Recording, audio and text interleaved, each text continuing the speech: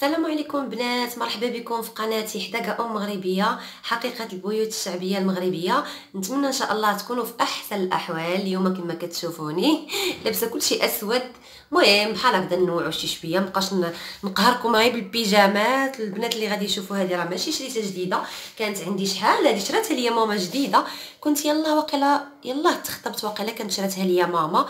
هاد البيسه عزيزه عليا، دايره بحال الكسيوه، نوريها لكم. نتوما شفتوها بحال الكسيوه، كتلبس مع سراول الجين ولا مع لي كولون. انا صراحه ما تلبسهاش مع لي كولون، كنلبسها مع هكذا مع سريولات هكذا، وعزيزه عليا. من هنايا بارده غير تويب كما كتشوفوها، ومن هنايا سخونه صوفه.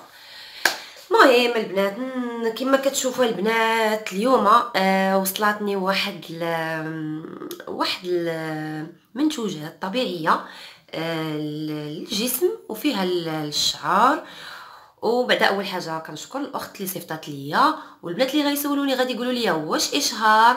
لا البنات ماشي اشهار، وغادي يقولوا لي واش تخلصتي في هذا الاشهار. لا والله ما تخلصت ما مخلصاش فيهم.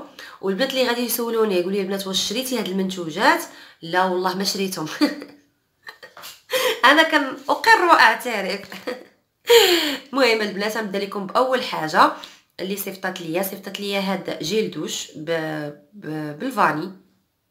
اول حاجه البنات غادي نشرح لكم كيفاش تلاقيت مع هاد الاخت. هي كانت متتبعه للقناه ديالي وكانت كتواصل معايا في الانستغرام، وتقريبا هادي شي شهر باش كنا هضرنا على هاد المنتوجات ديالها، وقالت لي ان شاء الله غير نكمل ان شاء الله غنصيفط لك. وداكشي علاش صافي مي صيفطات ليا اتفقنا واقيلا هاد يومين غتصيفطهم ليا. وقلت بصراحه جربت حاجه واحده اللي جربت، المهم حتى نوريكم شنو اللي جربت. هذا جيل دوش. الحاجه اللي عجبتني البنات هادشي بيو، ما فيه لا مواد يعني ما فيهش المواد كيماويه اللي غادي تضر لك لا بالجسم ديالك ولا بالشعر. وانتم راكم عارفين حنا ولينا محتاجين بحال هادشي اللي كيكون بيو بلا مواد لا اضرار لا والو. كما كتشوفوا الناس اللي عندهم يعني الجسم حساس، اللي عنده الحساسيه، كاين اللي عنده حساسيه الشعر، وهذا كيبغي بحال هاد المنتوجات اللي طبيعيه ما فيها لا مواد لا كيماويه لا والو. كما قلت لكم هذا جيل دوش بالفاني، فيه ريحه الفاني زويون.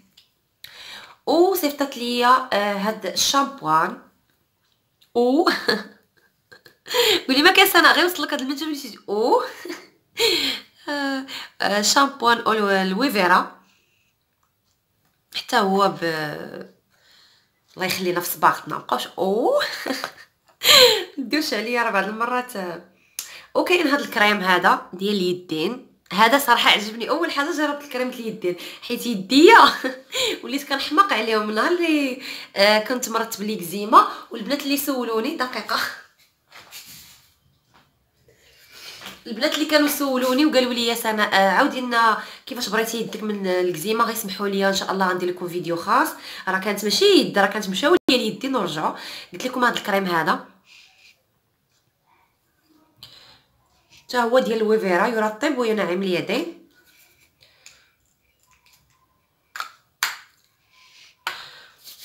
صراحه ريحته زوينه عجبني. وثاني حاجه لا رابع حاجه هما هادو مرطب الشفايف وديال تشققات الفم، راه دايره منه البنات. هذا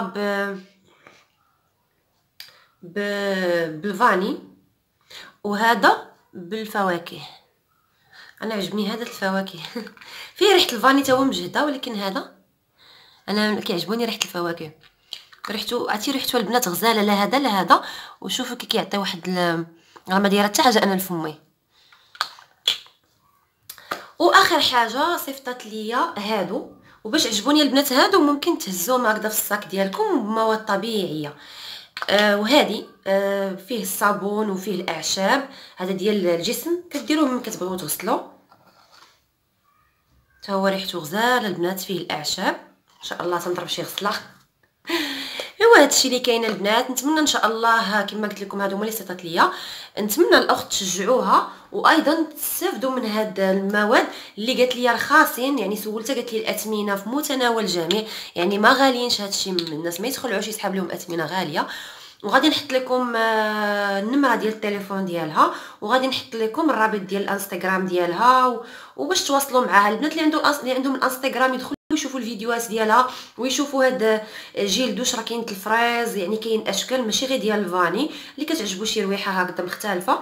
وكما قلت لكم البنات اللي ما عندهمش الانستغرام غنحط لهم الواتساب ويتواصلوا معاها في الواتساب، وتشرح ليهم كل شيء اللي بغاو، اي سؤال اي حاجه تشرح لهم ان شاء الله، وتصيفطها لهم اي حاجه اللي بغا شي حاجه غتصيفطها ليه حتى للدار ديالو.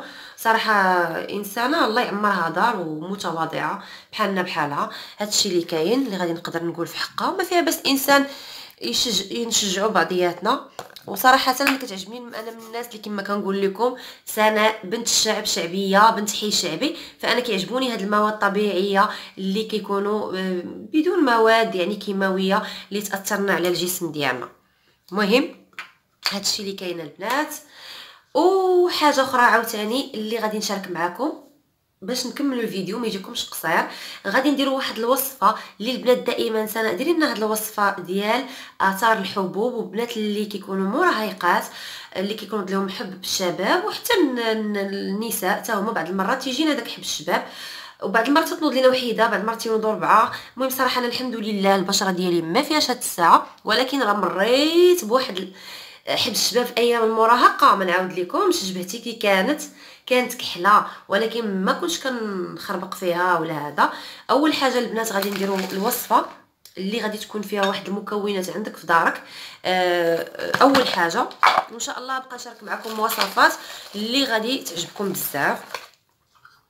غادي نحتاجوا معلقه صغيره ديال الطحين، غادي نحتاجوا صفر ديال بيض البيضه، سمحوا لي. هاد الوصفه البنات راه ما غاديش تحتاجوها غير الناس اللي عندهم اثار الحبوب، وانما اللي بغى يبيض ويصفي وجهه فما عليه الا يدير هاد الوصفه.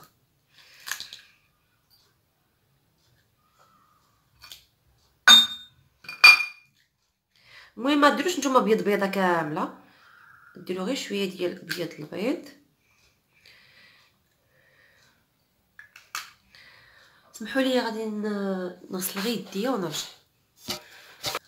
كما قلت لكم البنات هذا الفيديو هذا غادي نشاركوا مع هذا وغنحطوا لكم، وما عرفتش فين اللي غنحطوا لكم اليوم غدا ان شاء الله، حيت كنت كنتيليشارجي واحد الفيديو مي وصلتني هاد لاكام من عند هاد الاخت، فما حرت واش نحط هذا ولا نحط هذا حتى هذا كان كيتيليشارجا.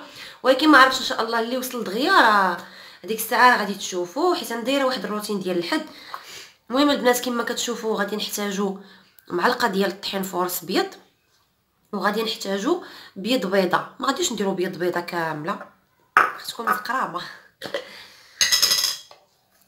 صفر بيضه راه كاينين وصفات ان شاء الله اللي غادي نديروا لكم صفر بيضه. دابا حاليا غادي ندير بها واحد الطورطيه ديال البطاطا، وغادي نديروا معلقه ديال العسل الحر. انا دابا درت غير عسل الحر، يمكن ما عرفتوش دابا ما باينش حر. هذا اللي كنت خديت من المرجان. المهم البنات غادي نخلطوا الخليط.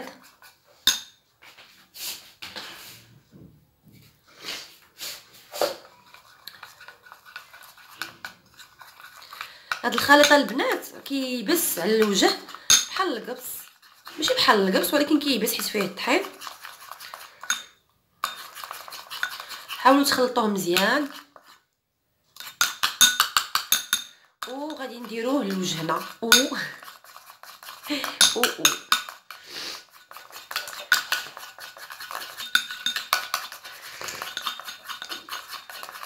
انا البنات واخا ما تهرست لي ديك السيبوره عييت ونقلب عليها، وان شاء الله غادي نشري وحده كامله.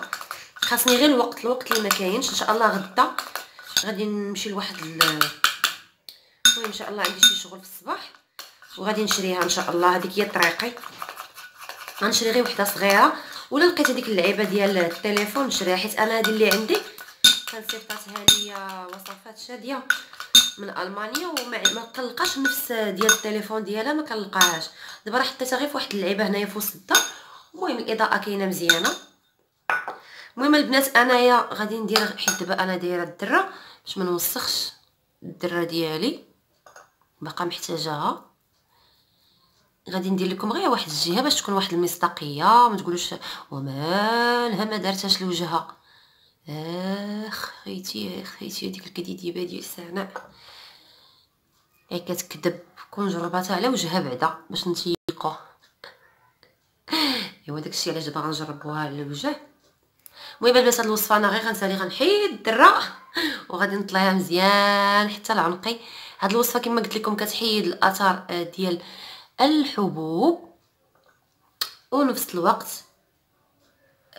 كتبيض وكتصفي الوجه. يعني الا ما عندكمش الحبوب غادي ديروها بحالي انا دابا اللي ما عنديش الحبوب صافي. المهم البنات انا كديريها لوجهك كتخليها حتى كتكرم على وجهك، يعني حتى كتولي بحال داك الكوماج ديال النشا.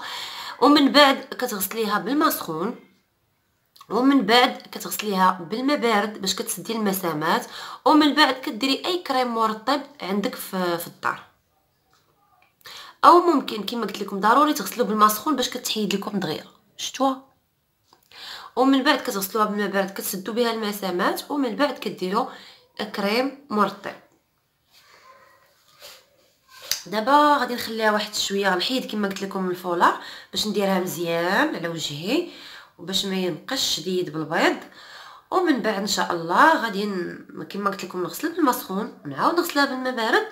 وهاد الوصفه هذه غنكتبها لكم باش ما تنساوهاش، اللي فيها معلقه صغيره ديال فرص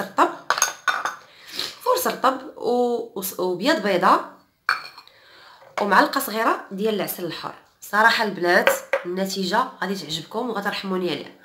المهم البنات غادي نخليكم في رعايه الله وحفظه ونقول لكم مع السلامه وعواشر مباركه مسبقا. وان شاء الله الفيديوهات اللي جايه غتكون خاصه بالاعشاب وما جاورهما